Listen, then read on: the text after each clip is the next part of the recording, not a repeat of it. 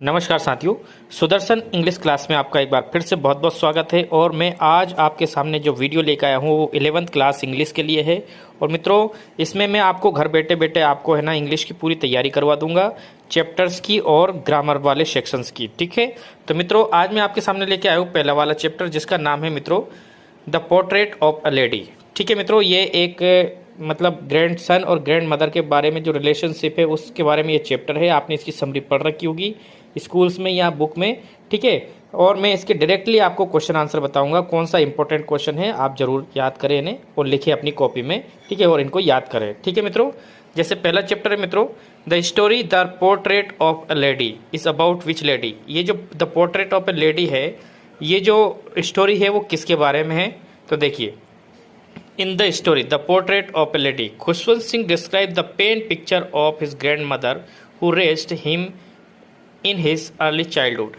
ये जो एक पोर्ट्रेट ऑफ लेडी की जो एक कहानी है वो खुशवंत सिंह की जो ग्रैंड मदर है, जो उसके पेन पिक्चर को डिस्क्राइब करता है, जो स्क्रैच उसने किया था उसके बारे में डिस्क्राइब किया है, जिसके साथ में वो यानी कि उस ग्रैंड मदर के साथ में वो बचपन से लेके थोड़ा बड़ा हो गया था। ठीक है, रेस्ड का मतलब बड़ा हुआ है, हिम मतलब पाल पोष के जो बड़ा करते हैं उसको रेस बोलते हैं तो। ठीक है, जो बचपन में पाल पोष के बड़ा किया था उन ग्रैंड मदर के बारे में ये चैप्टर है। दूसरा क्वेश्चन देखिए मित्रों, इसके पहले यह देखिए मित्रों, यहाँ पे कुछ मीनिंग्स भी लिख रहे हैं। तो पोर्ट्रेट का मतलब होता है वर्णन करना। ठीक है, पेन पिक्चर का मतलब होता है कलम से खींचा गया चित्र। ठीक है, दूसरा क्वेश्चन देखिए, और यहाँ पे रेस का मतलब भी लिख रखा है मैंने, पाल पोष कर बड़ा करना किसी को। ठीक है, अगला क्वेश्चन देखिए, how does the grand father look in the portrait. जो चित्र बना है उसमें ग्रैंड मदर नहीं ग्रैंड फादर किस प्रकार के दिख रहे थे। ठीक है, इसके बाद में देखो वो ग्रैंड फादर है ना, जो एक दीवार पे मतलब एक्सपायर हो गए तो दीवार पे उनकी तस्वीर लगी हुई थी, तो तस्वीर कैसी दिख रही थी मित्रों, यहाँ पे आप देखेंगे।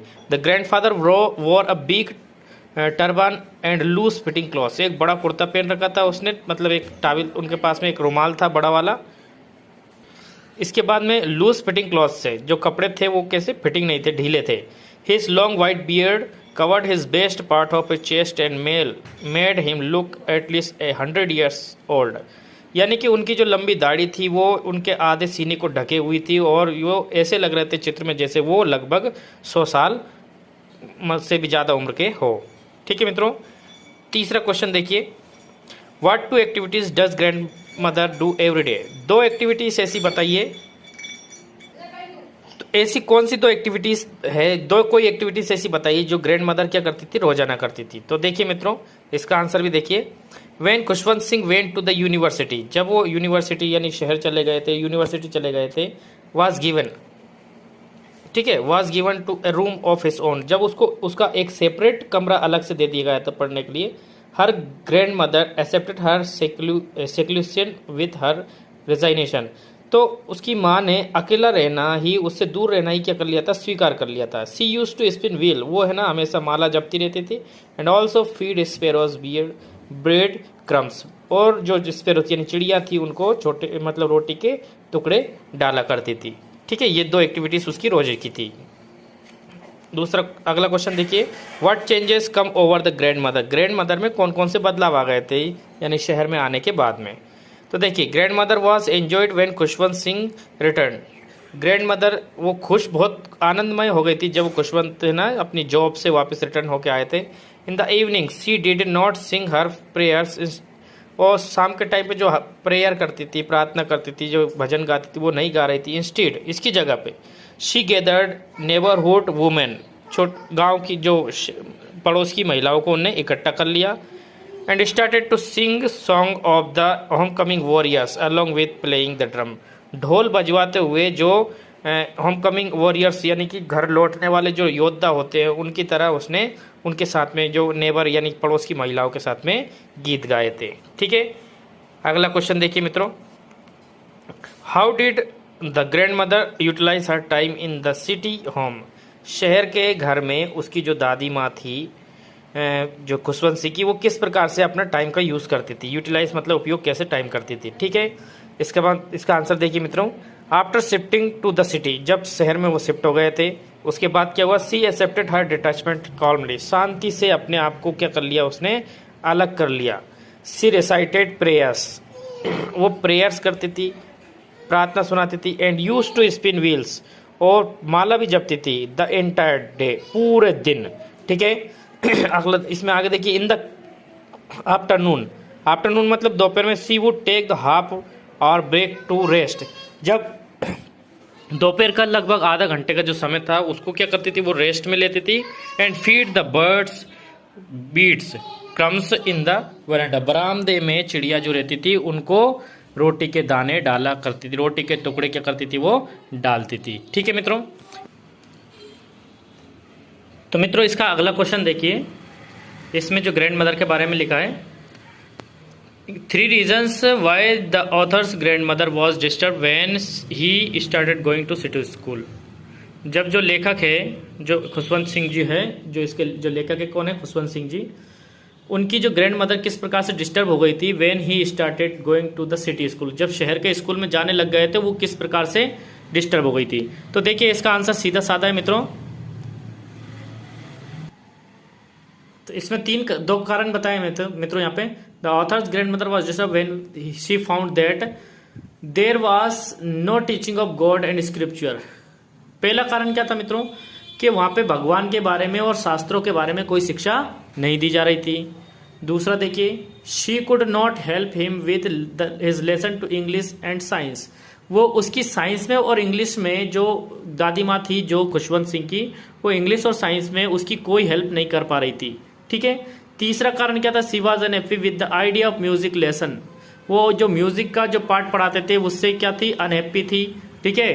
क्यों थी वो, she considered music suitable only for the lewd dignity. ठीक है। नीचे जो डिग्निटी के लोग होते हैं उनके लिए जो म्यूजिक जो होते हैं वो क्या होते हैं, सुटेबल होते हैं। ठीक है। इसके बाद में अगला क्वेश्चन देखिए मित्रों, what are the 3 ways in which the author's grandmother spend her days after he grew up. जब वो बड़ा हो गया था, तो ऑथर्स यानी लेखक की जो ग्रैंड मदर है वो किस प्रकार से अपना जो दिन है व्यतीत करती थी, कैसे अपना दिन क्या करती थी, स्पेंड करती थी। The 3 ways in which the author's grandmother spend her days after he grew up. तीन काम करती थी वो। पहला काम कौन सा है बच्चों, यहाँ पे देखिए स्पष्ट लिखा है, स्पाइनिंग व्हील्स यानी माला जपती थी, रिसाइटिंग प्रेयर्स यानी कि प्रार्थना करती थी, कुछ बुदबुदाती रहती थी, फीडिंग द स्पेरोस यानी चिड़ियाओं को क्या करती थी, दाना खिलाती रहती थी। ठीक है। इसके बाद में इसका अगला क्वेश्चन देखिए, the odd way in which the author's grandmother behaved just before she died.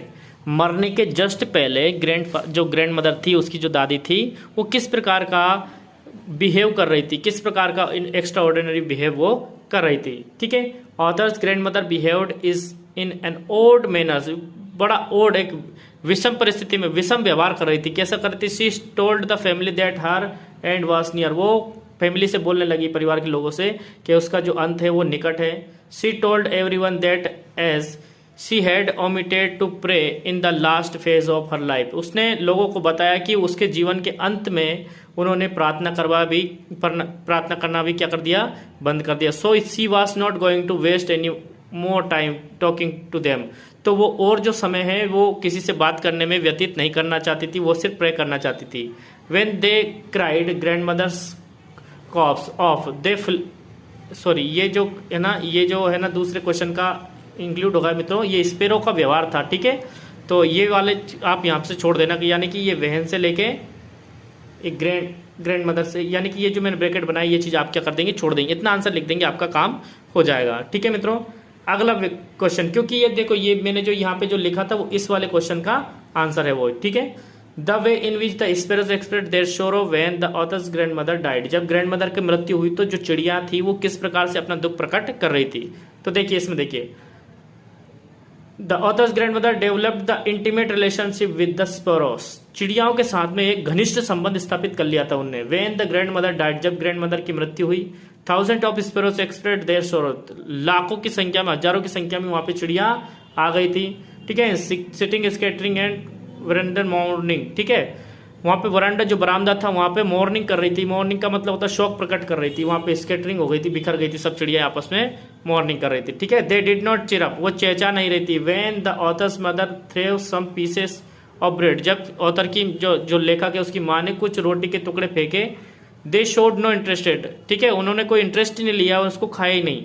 When they carried grandmother's corpse off they flew away quietly, जब ग्रैंड मदर का जो जनाजा उठाया, जब उसको ले जाने लगे तो वो चुपचाप क्वाइटली, क्वाइटली मतलब शांति से वो उड़ गई थी। ठीक है, इसके बाद अगला क्वेश्चन देखिए, the author's grandmother was a religious person, जो लेखक की जो ग्रैंड मदर है वो कैसी धार्मिक महिला थी। What are the different way in the which we come to know, हमें इस बात का किस प्रकार से पता चलता है। ठीक है, the author's mother was a religious. ठीक है, ऑथर्स के बाद में यहाँ पे लिखेंगे ग्रैंड मदर। मित्रों, the author's grandmother was a religious lady, एक कैसी लेडी थी, रिलीजियस लेडी थी। Her one hand was always busy in telling the beads and her lips constantly move inaudible prayers, यानी कि उसका एक हाथ हमेशा व्यस्त रहता था किसमें, माला जपने में, और दूसरा जो देखिए उसके जो होंठ है ना वो हमेशा कुछ ना कुछ साइलेंटली चुपचाप है ना प्रेयर में बुदबुदाते रहते थे।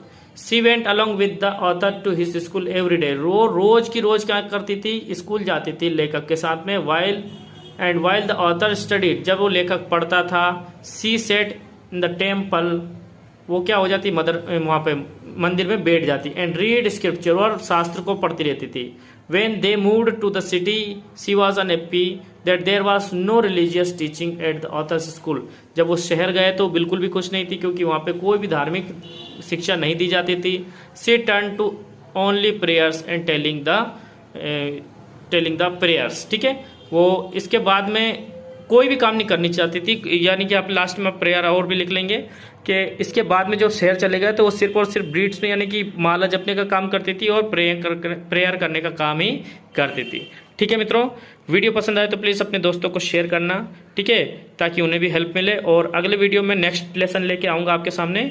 ठीक है, हमारे चैनल को सब्सक्राइब जरूर करना ताकि मित्रों मुझे भी इससे हेल्प मिले। Thank you very much.